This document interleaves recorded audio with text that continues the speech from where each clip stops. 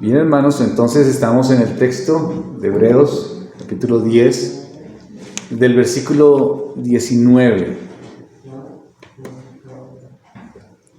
Y hoy vamos a hablar acerca de la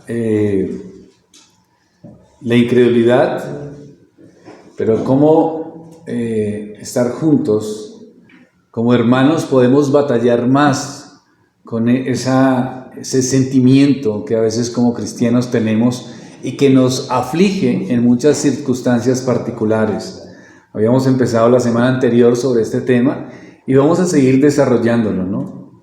Ahora, ¿cómo hace una persona o un pastor cristiano para prosperar en su ministerio? ¿Cómo sería la forma? Bueno, creo que las personas que oran por el pastor tienen algo muy importante que hacer ahí. Que la iglesia, por ejemplo, hablando de nuestra iglesia, Dios permita que en su misericordia estemos avanzando de una manera particular, es gracias a las oraciones.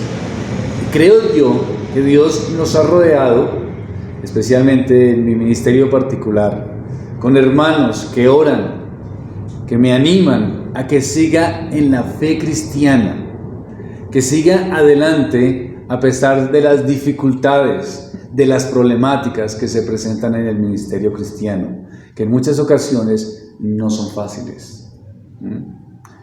Y así es para cada uno de los creyentes. Si usted es un creyente, entonces tienes que reconocer la importancia del apoyo en la fe y en el trabajo que ustedes realizan para seguir adelante en su vida cristiana. Queridos hermanos, cada uno de nosotros, como creyentes, necesitamos el apoyo espiritual de los unos y de los otros. ¿Para qué? Para ser fortalecidos en nuestra fe. Y cuando vengan esos tiempos de incredulidad, poder tener una muralla fuerte, que es la iglesia de Cristo, para sostenernos en medio de esas temporadas difíciles de incredulidad. La Biblia enseña que sobrevivir, prosperar en una vida de fe y de amor depende mucho de esto que estamos haciendo hoy, de que nos congreguemos como iglesia y nos apoyemos unos a otros y nos motivemos en el amor cristiano. Así es. El invento, o mejor, la iglesia es un invento de Dios. No es un invento nuestro. Hay muchas personas que dicen, no, pero ¿para qué la iglesia si yo puedo vivir mi fe desde donde yo esté? Bueno, es que la iglesia local no es un invento que nosotros hicimos para poder venir y pasar un buen tiempo juntos y hacer ciertas actividades sociales. No, la iglesia es un invento de Dios. Y es verdad que juntos construimos, que juntos empezamos a fortalecernos y que juntos intencionalmente empezamos a fortalecer nuestro celo en el Señor para que podamos resistir ante estos momentos de incredulidad o momentos difíciles. Si nos desviamos de Dios, si nos volvemos insensatos, si empezamos a escuchar el engaño del pecado, si entonces nos empezamos a alejar, necesitamos el rescate en medio de estas situaciones, porque a veces pasa. Empezamos a vivir nuestra vida cristiana, empezamos a reconocerla y decir, esto es importante, me gusta la fe, y empezamos a vivirla, pero necesitamos unos a otros la confraternidad cristiana. ¿Por qué? Porque llega un momento, o puede llegar, que alguno de nosotros se empiece a extraviar. Santiago, capítulo 5, versículo 19, miremoslo. Santiago capítulo 5, versículo 19.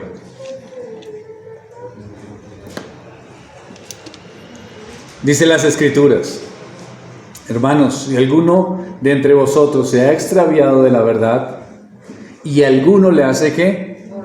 Volver. ¿Quién? Otro. Ese otro es ese alguno. ¿Cuántas personas no vamos cogiendo en el camino que han conocido del Señor, que han asistido a una congregación, que se han identificado con el Evangelio, pero empiezan las dudas, empieza la incredulidad en su alma, empiezan a pensar, ¿será que esto sí es verdad? ¿Será que esto tiene sentido? O empiezan a llamar su corazón a los deseos de la carne, a las situaciones de su pecado, y empiezan a inclinarse hacia esas cosas, y cuando de pronto, ¿qué pasa? Un hermano, alguien, un cristiano, se acerca y ¿qué hace? Trata de regresarlo al camino del Evangelio. Sí, hermano, muy bien, eso es importante, por eso es que usted es un pastor y por eso es que usted tiene que hacer ese trabajo. Sí y no. ¿Será que eso es un trabajo solo mío? Claro. Yo participo como miembro activo, dirigiendo entonces y haciendo y tratando de animar a aquellos que se alejan del Evangelio y buscando entonces que ellos puedan regresar. Pero eso no es un trabajo de una persona. ¿De quién entonces? De una comunidad. Es un trabajo de todos. Eso es la iglesia. ¿Sí? Eso es la iglesia. Todos unidos, juntos, buscando cómo ser rescatados, porque podemos tener una tendencia de salir del camino del Señor. Miren lo que dice Judas en el versículo 23.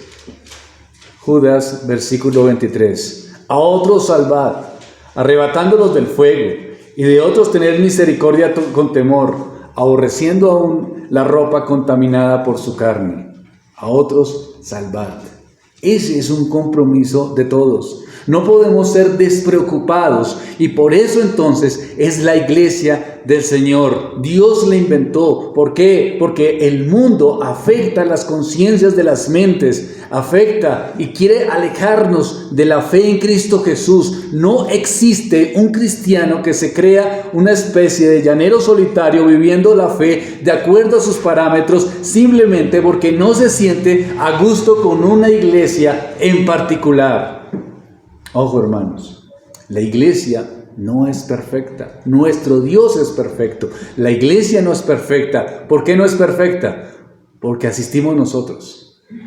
Por eso no es perfecta. Esa es la realidad. Al asistir, cada uno de nosotros ya la cosa se complica en la iglesia.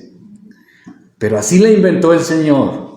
Y necesita que estas personas imperfectas, con un Dios perfecto, en total armonía, podamos afirmarnos en relación de nuestra fe. ¿Para qué? Para madurar y para crecer. Y que nosotros, cuando vengan las luchas, cuando vengan aquellos momentos donde queremos declinar, entonces podamos recibir auxilio en esas dificultades unos de los otros, como Dios lo ha manifestado. Eso es. Necesitamos tanto los unos de los otros para poder luchar contra la incredulidad. Oramos por aquellos hermanos que se sienten débiles en su fe, por aquellos que no quisieran seguir avanzando en su fe cristiana, buscando más y más la esperanza de aquel que los rescató. Oramos por aquellos hermanos que están en difíciles circunstancias.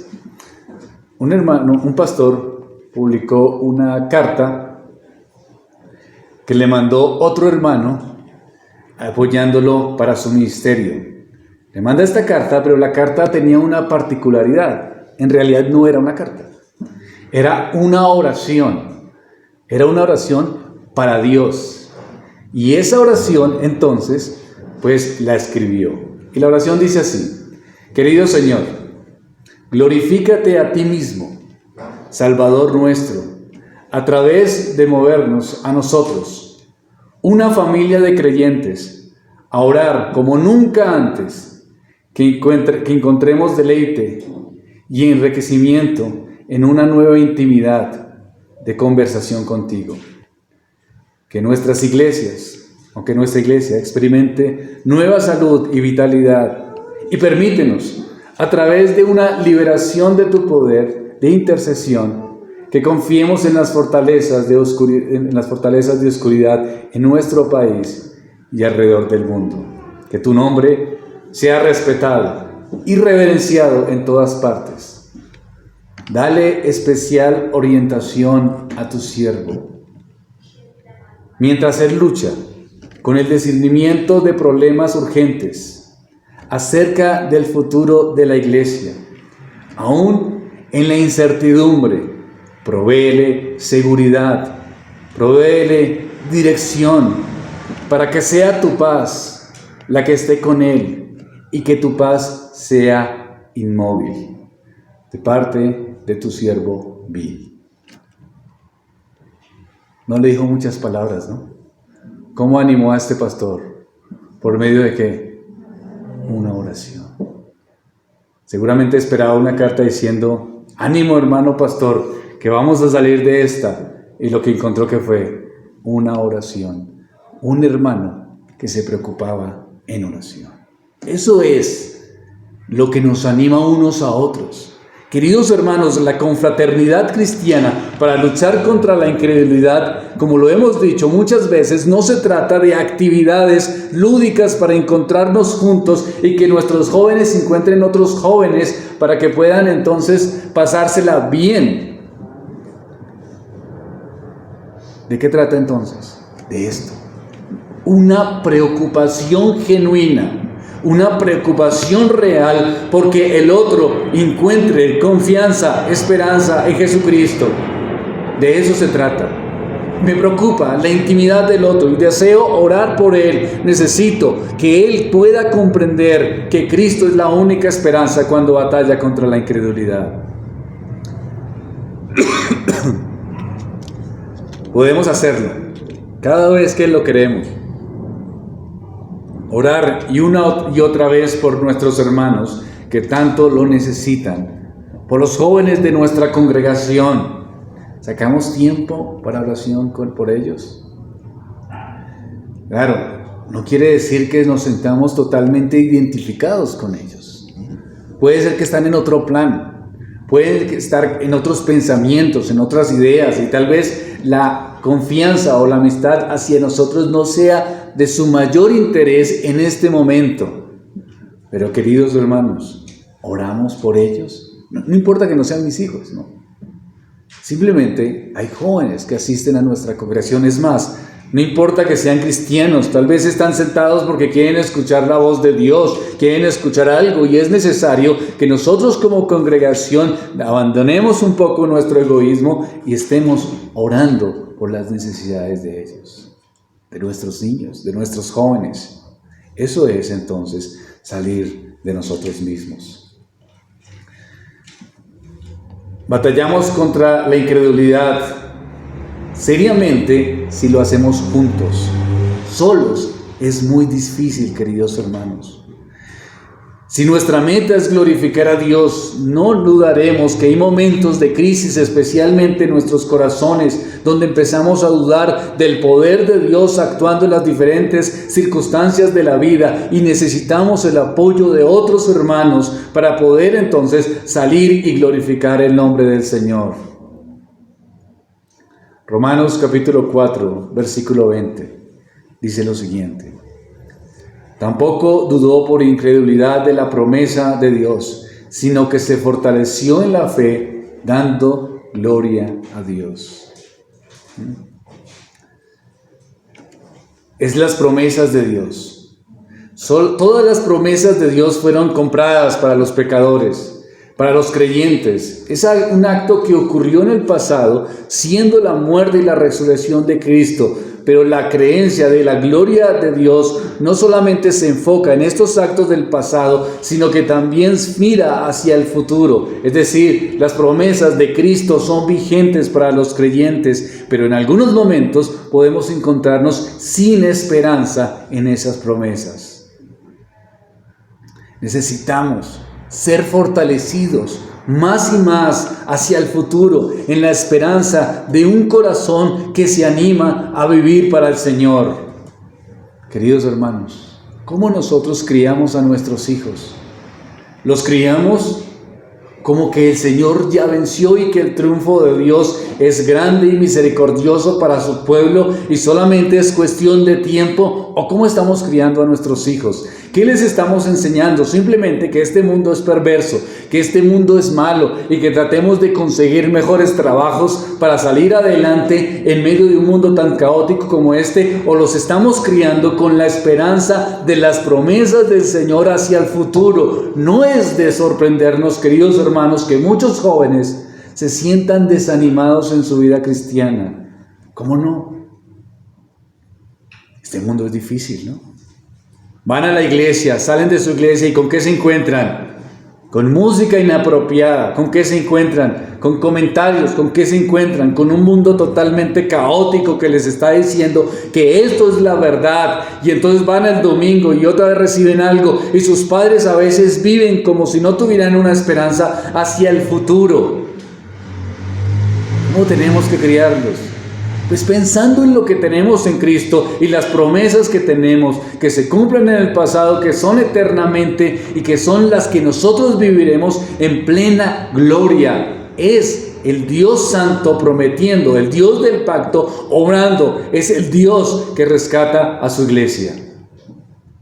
Ahora,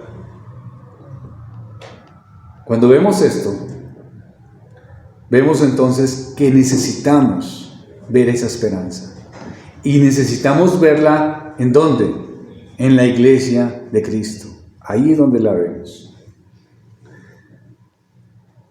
Debemos creer, queridos hermanos, porque la raíz del amor, la raíz de la bondad, la raíz de la seguridad que puedan tener los cristianos es la creencia en las promesas de Dios.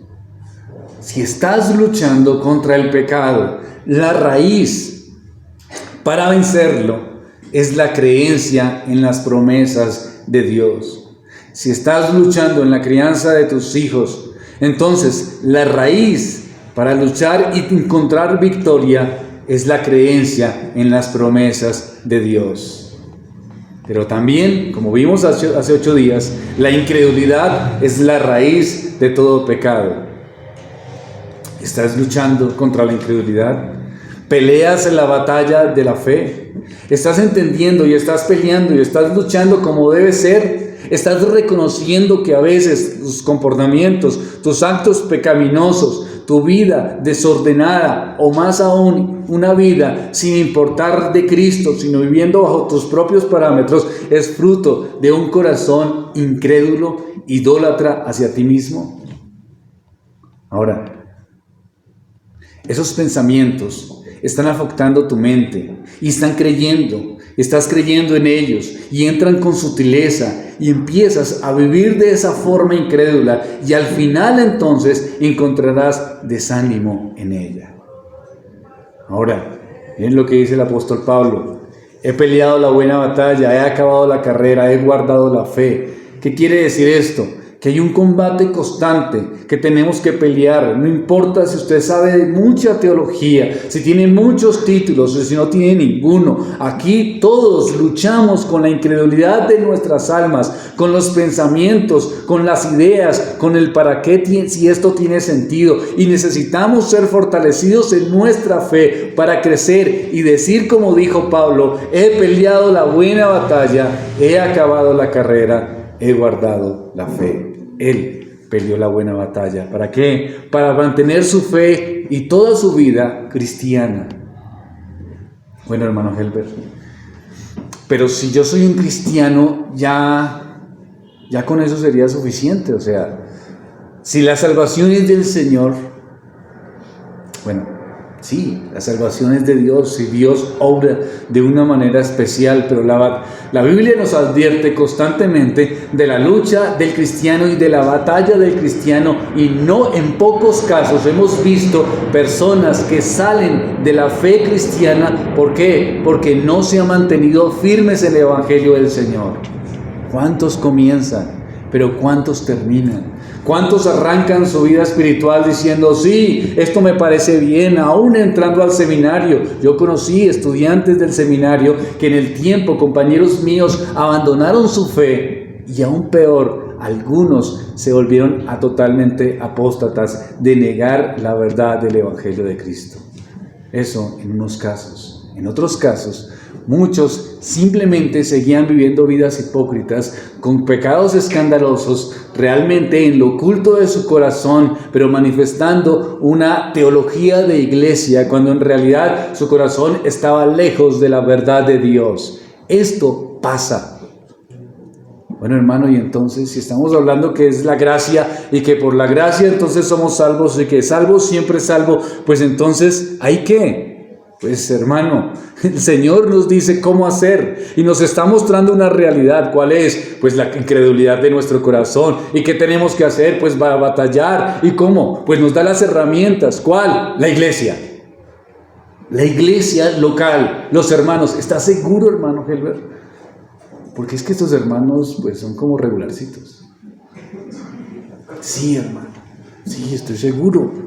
Eso dice las Escrituras y eso lo vamos a desarrollar. Así lo dice, es verdad. Nos necesitamos unos a otros, tenemos que congregarnos, tenemos que animarnos, tenemos que orar unos por los otros. Hay hermanos más débiles, hay una maldad abrumadora en el corazón de los hombres y necesitan el poder de Dios y necesitan que los hermanos les animen y les den fortaleza en medio de estas circunstancias. Ahora, Pablo siempre viajaba con un equipo.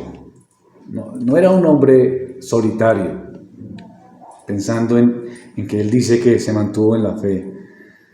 Estaba Bernabé, Silas y Timoteo, Lucas, Aristarco, Marcos, Epafras, entre otros. La única vez que se vio forzado a ir a Atenas por sí solo, su espíritu casi se rompe por la maldad abrumadora que había ahí. E inmediatamente llamó a Timoteo a que se le uniera. ¿Sí podemos dar una idea de la fe de Pablo y de la fe de otros ministros? Nunca necesitó un esfuerzo humano, pero sí, digamos, necesitaba la amistad. Vamos a ver, 2 Corintios capítulo 7.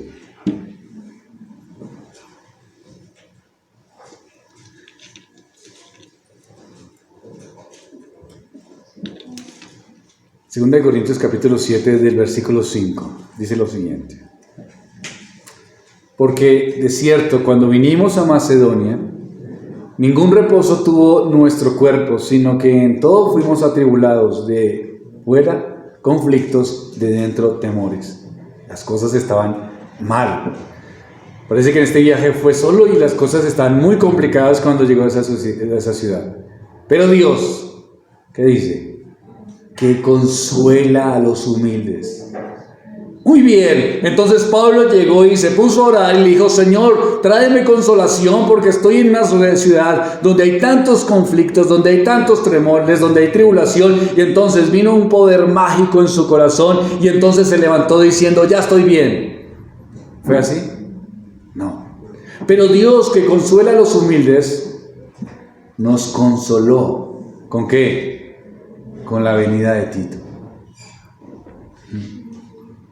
Y no solo con su venida, sino también con la consolación con que él había sido consolado en cuanto a vosotros, haciéndonos saber vuestro gran afecto, vuestro llanto, vuestra solicitud por mí, de manera que me regocijé aún más. Gloria a Dios, estás aquí, charlamos, me cuentas, traes noticias, traes paz a mi corazón, hablas de la misericordia, de la bondad, del poder de Dios. Pablo necesitaba la colaboración de sus amigos cercanos para que lo ayudaran a reforzar su fe en esta situación, porque el miedo podía haber empezado a tomar delantera en su vida. Nosotros necesitamos esa misma colaboración. Eso es lo que está aquí en las Escrituras. Vamos entonces a nuestro capítulo de Hebreos, capítulo 10, versículo 24, 25. Hebreos 10, 24 y 25.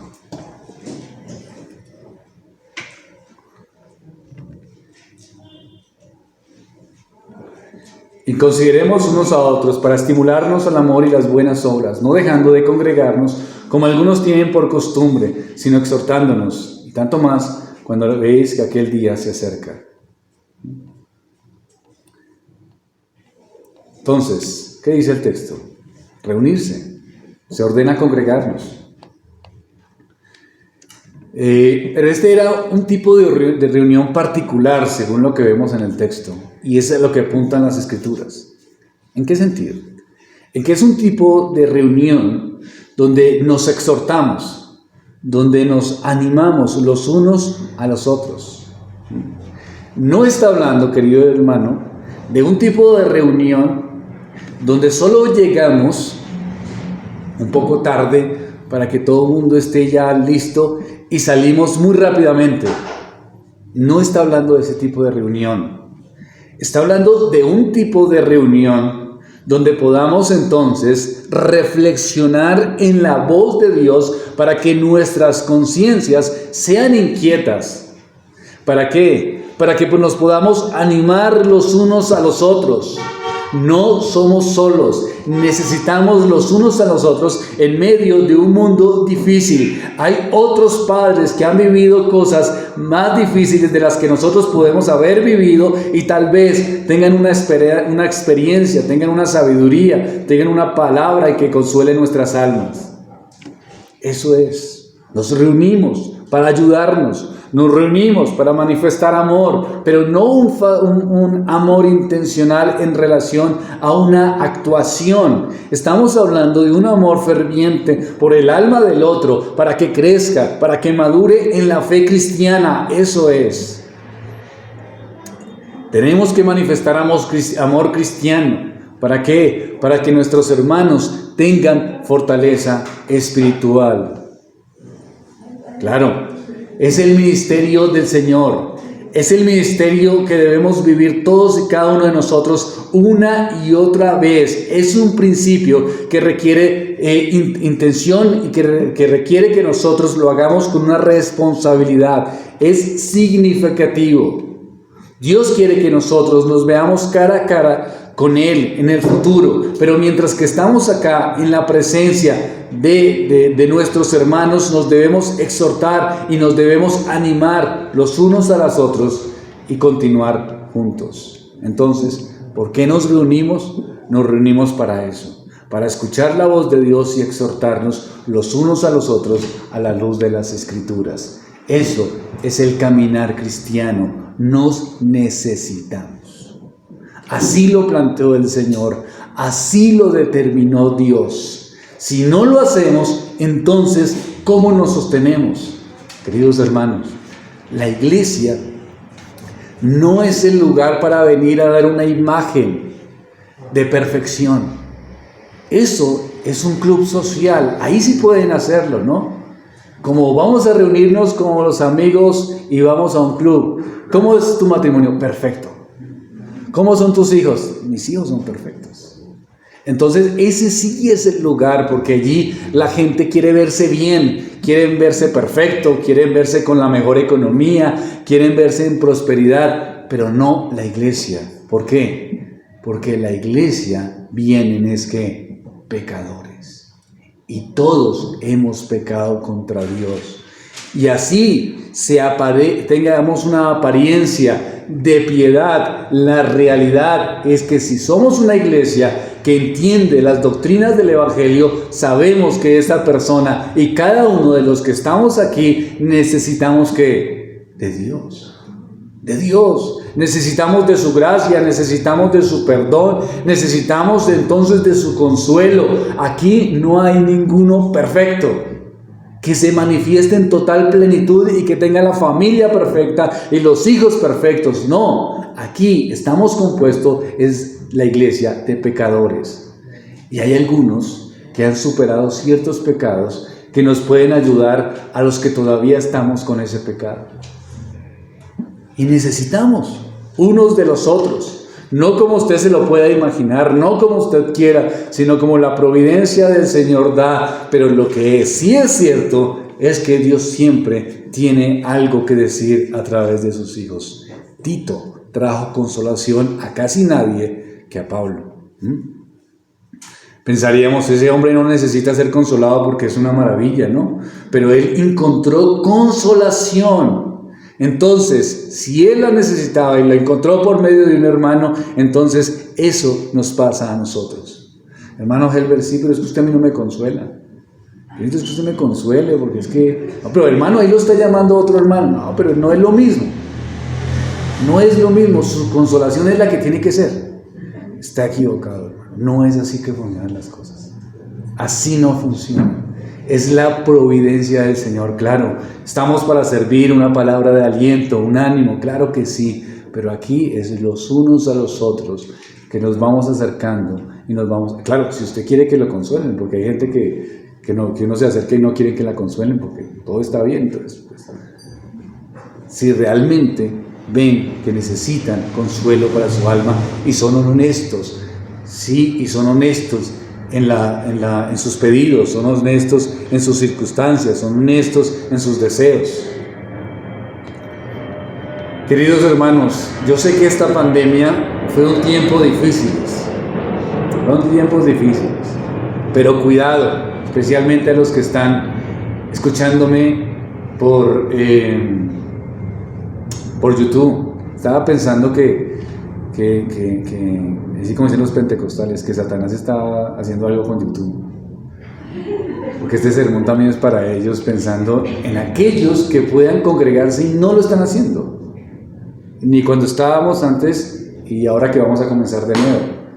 Entonces, cuidado, hermano, que me está escuchando por YouTube, que asiste a nuestra iglesia y que no se inscribe y que no tiene ninguna de las restricciones que ya muy gentilmente los hermanos se organizaron de hacer los videos para que ustedes nos escuchen, sino que son hombres y mujeres de media vida, con buena capacidad, o por lo menos uno del grupo familiar, por si alguno tiene los demás hijos pequeños que no podrían asistir.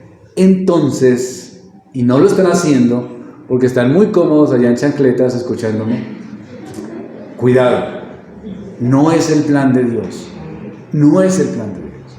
Hermano, pero estamos en pandemia. Sí, pero Dios nos pidió y nos dio unas restricciones y unos parámetros a través de nuestras normas institucionales. Cumplimos la ley, pero también pues hacemos lo que diga. Tenga cuidado que su corazón esté más bien generando un mal hábito, y es el hábito de no reunirse, simplemente por la comodidad de estar allá en su casa escuchando y mientras tanto haciendo el ajiaco, el sancocho y todo eso. El versículo 25 de Hebreos 10 dice: no dejando de congregarnos como algunos tienen por costumbre. ¿Sí? Se puede volver una ¿qué? Costumbre. ¿Sí? Como que empieza uno y dice, bueno, no pude porque la cosa está difícil, vamos a morirnos. Y después otro sí, ¿no? La cosa está complicada, ¿no? ¿Sí? Está otro. Y uno los ve en vacaciones y un poco de gente. Espero que ninguno de nuestra iglesia haya estado, que los que no vienen, haya estado por allá en esos balnearios llenos de gente, sí, que eso sería muy una ironía, ¿no? No voy a congregarme porque es que es peligroso, pero bueno, en una piscina llega de gente ya, pues ya la cosa sería complicada. Pero sí puede pasar esto. La incredulidad nos puede llevar a reevaluar, y más en una situación como la que estamos viviendo, ¿no? Como la que estamos viviendo en este tiempo. Como que congregarnos, no estamos diciendo al otro extremo, porque hay gente que se va a los otros extremos. No, nos congregamos, no importa que nos diga la ley, nosotros somos los cristianos y vamos a vivir la fe y tal. No. Eso también es locura, eso también es insensatez. Ah, pero lo dijo un pastor famoso. Puede ser famoso, pero es que nosotros no somos los que vamos detrás de todo pastor famoso que lo diga. No. Tenemos unos parámetros, nos sometemos. ¿Sí? Si nos dicen pueden hacerlo, pues lo hacemos, ¿cierto? Ah, si nos dicen no, nunca van a hacerlo nunca más. Ah, bueno, es otra cosa. O se dicen vamos a abrir los bares, pero las iglesias no. Eso es otra cosa, ¿cierto? Pero aquí está mandando la ley para todo el mundo, ¿no? O sea, no solo porque somos cristianos y estamos siendo perseguidos, como salen algunos predicadores aún reformados en internet, que se sienten como si fueran un tipo de mártires de las catatumbas. No, seamos conscientes, ¿sí? Pero si lo podemos hacer, entonces pues hay que hacerlo. ¿Por qué? Porque muchas personas pueden volverse en una costumbre. Miren, no dejando de congregarnos como algunos tienen por costumbre, sino que exhortándonos, tanto más, ¿cuándo? Cuando aquel día se acerca. La advertencia aquí es que no reunirse con otros cristianos se puede volver una cosa habitual en su vida, querido hermano, y más de esforzarse en el día del Señor. Puede volvérsele un hábito simplemente acudir a ciertas reuniones o en momentos especiales. Se puede volver un hábito simplemente no entender la importancia de la hermandad cristiana, de escuchar un sermón y de reconocer la necesidad que tiene de orar por el otro. La Biblia nos muestra que es necesario reunirnos intencionalmente, porque así es, para motivarnos. Ahora, si nos metemos en el hábito de no reunirnos, puede destruir nuestras almas, y eso no es lo que queremos. Ahora, hazlo con frecuencia, piensa, medita. ¿Estás luchando con la incredulidad? Miren la argumentación que da el apóstol o el escritor en la advertencia, no dejando de congregarnos. La pregunta sería, bueno, pero ¿por qué dices eso si todo el mundo tiene que hacerlo? No, algunos la tienen, ¿por qué? Por costumbre. Listo, pero Pablo, escritor de Hebreos, ¿por qué lo haríamos? ¿Por qué lo haríamos? ¿Para qué es? Pues para exhortarnos. ¿Pero por qué es tan importante? Miren cómo finaliza. Cuando veis que aquel día se acerca. Ese día es la venida de Cristo, el final de esta era. El estrés y los problemas, los peligros se van incrementando mientras más pasa la historia, las dificultades, las situaciones. Hay actividad de maldad especial que amenaza la fe del creyente. Mateo 24 dice, y muchos falsos profetas se levantarán y engañarán a muchos, y por haberse multiplicado la maldad, el amor de muchos se enfriará. Por eso debemos tomar las palabras del escritor de Hebreos en serio. Tenemos que tomarlas, porque los tiempos son complejos. Cuando veis que aquel día se acerca, entre más se aproxima el momento en que viene el Señor Jesucristo por segunda vez, las Escrituras dicen que habrá maldad en más esplendor, por decirlo de alguna manera, y el amor de muchos se enfriará. ¿Qué quiere decir eso? Hermanos, luchamos hoy más que nunca por la incredulidad de los corazones. Es paradójico. Hoy más que nunca tenemos la posibilidad de acercarnos más a las Escrituras, ¿verdad? Usted le saca su celular y puede bajar todas las Biblias que quiere en versiones.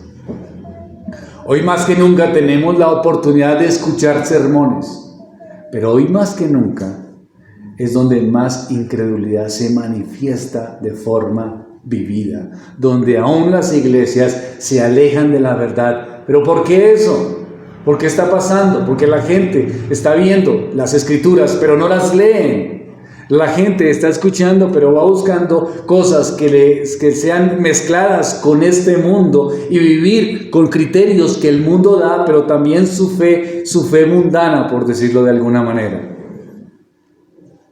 La gente está llegando a iglesias sin fe salvífica, simplemente buscando una expectativa divertida o emocional en muchos casos. Queridos hermanos, la iglesia nos ayuda a sobrevivir en estos tiempos, a los ataques de Satanás y los ataques del mal. Los unos a los otros nos ayudamos para vivir en este mundo difícil. Nos debemos reunir con aquellos que puedan animarte a amar al Señor, a amar las buenas obras. Ay de aquellos, queridos hermanos, que sienten que pueden vivir su fe en solitario. Déjenme decirles que tengo preocupación por aquellos que lo estén pensando o que lo estén viviendo, porque puede ser que algo está pasando en su corazón. Algo está pasando en su vida que no ha manifestado, y entonces el alejarse de la congregación de los santos lo está haciendo básicamente solo para seguir con su pecado. Queridos hermanos, en aquel día se acerca. Tiempos peligrosos, tiempos difíciles, donde tenemos que reunirnos y animarnos en un mundo caído, en un mundo difícil. ¿Quién no encuentra consolación en personas que tengan una fe firme y clara? Yo mismo se los tengo que decir, hermanos. He tenido que llamar hermanos en asuntos donde no tengo claridad, donde hay otros que pueden haber pasado una experiencia o pueden saber más de ese tema específico vivencial. He encontrado consuelo, he encontrado ánimo. Eso me encuentra, lo sabe, ¿sí? No son expertos necesariamente. Puedo tener yo más conocimiento en muchas cosas, pero eso no quita la humillación y la humildad que Dios genera en la iglesia del Señor. Nunca olvidaré a un hermano que murió hace muchos años aquí en la congregación, el hermano Enrique Lara, de un matrimonio de más de 50 años. Y siempre que me pedían consejos, yo decía, hablen con el hermano Enrique, que él puede decir mucho más de lo que yo puedo decir. Más de 50 años con una mujer difícil, como para que se tenga la claridad. Y que alguien puede decir, no, pero 50 años felices, chévere. No, 50 años con una mujer difícil. De paciencia, de bondad, un hombre de tolerancia, que tenía tanto que decir. Y tuve que hablarle tantas veces y preguntar cuando yo iba a aconsejar cómo es, cómo hacía, cuáles eran sus principios, y sus respuestas eran tan sencillas en muchos aspectos que me sorprendía y decía, definitivamente la conclusión era solo Cristo, solo Dios, solo su obra en los corazones. Querido hermano, anhele las reuniones con otros creyentes, anhélelas. Anímese a hacerlas, anímese a vivirlas. Ese es el principio que Dios, considerémonos unos a otros, dice Hebreos 10:24, y considerémonos unos a otros para estimularnos al amor y a las buenas obras. Hay una meta clara aquí, nos reunimos para que cuando salgamos de las reuniones tengamos más poder. ¿Para qué? Para amar. Tengamos más poder, ¿para qué? Para soportar un mundo incrédulo, más recursos, más motivación, más sabiduría. ¿Para qué? Para hacer buenas obras. Ese es el objetivo en que nos reunimos. Hermano, yo estaba pensando en ir a jugar fútbol. Todas esas cosas son importantes si usted las quiere hacer, pero ese no es el objetivo de las reuniones y de la buscar el compañerismo cristiano. ¿Cuál es entonces? Crecer. ¿Y cómo crecemos? Con la exposición, con lo que hacemos los miércoles, cuando se reúnen las damas, cuando nos reunimos los hombres. Es crecer en sabiduría. ¿Para qué? Para las buenas obras, queridos hermanos, porque lo otro está, el entretenimiento está el mundo ya lo ofrece, ¿cierto? ¿Qué hacen las empresas? Cada que el grupo, en mi colegio lo llaman el grupo de los chéveres. ¿Qué hacen? ¿Qué vamos a planear este año? No, pues algo para que estén contentos, felices. O sea, eso lo hacen las empresas, lo hacen los colegios. Jóvenes, eso ustedes viven eso en sus colegios con sus grupos de amigos. Eso no es lo que tienen que esperar acá. ¿Qué tienen que esperar acá? Exhortación, oración, amor. ¿De qué? de las Escrituras, de la verdad, del poder de Dios y del Evangelio. Eso es la iglesia de Cristo. ¿Por qué? Porque sus corazones tienen una tendencia fuerte hacia la incredulidad y nos necesitamos para mantenernos. No, mi hermano, a mí sí no me gusta relacionarme con la gente porque la gente es como rara. Sí, hermana, es verdad, o hermano. Empezando por usted, ¿no? Pero tenemos que hacerlo. No con todos. No estoy diciendo que aquí llegamos a relacionar con todo el mundo para que todo el mundo me quiera. No. Pero sí tenemos que buscar consuelo en aquellas personas que nos podamos sentir identificados. ¿Para qué? Para animar nuestras almas. Porque las necesitan. Consideremos, busquemos. Eso es lo que sugiere. Pensemos, necesitamos fortalecernos. ¿Y cómo nos fortalecemos? En las promesas de Dios y lo que Dios ha obrado. No es lo que anima el corazón de los creyentes el leer, por ejemplo, las cartas de membresía. Eso nos anima.